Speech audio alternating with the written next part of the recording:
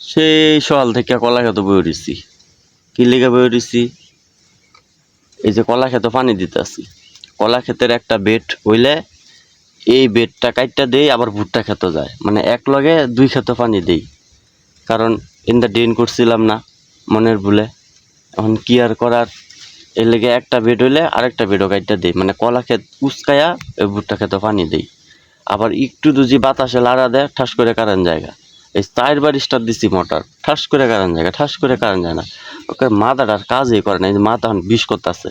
এখন ড্রেন কাটতে দেয়া বই হয়েছি কলা খেত। এই যে বউ আইনে করছে কি, ছাগল দেখেছে আরো 3 কার এবেলা রাখডা না ওঠে, বইয়ে থাকবা যেহেতু এই ছাগল পাহারা দাও, ছাগলে ঘাস খাইব। মনটা কি কয় এবেলা।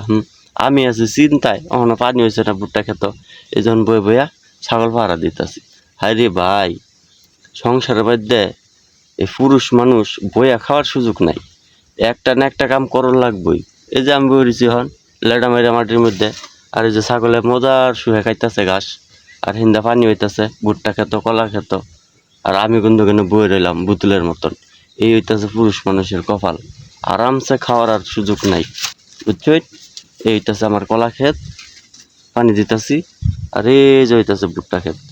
তো ভাই কারেন্ট উলারে কই, বাতাস হইলেই কারেন্টটা ভাই বন্ধ করুন না। যে আমরার মতন কিছু মানুষ আছে যে কৃষি কাজ করে, তারা একটু সুযোগ দিন। যে ভিডিওটা ভালো লাগলে লাইক শেয়ার কমেন্ট করবেন।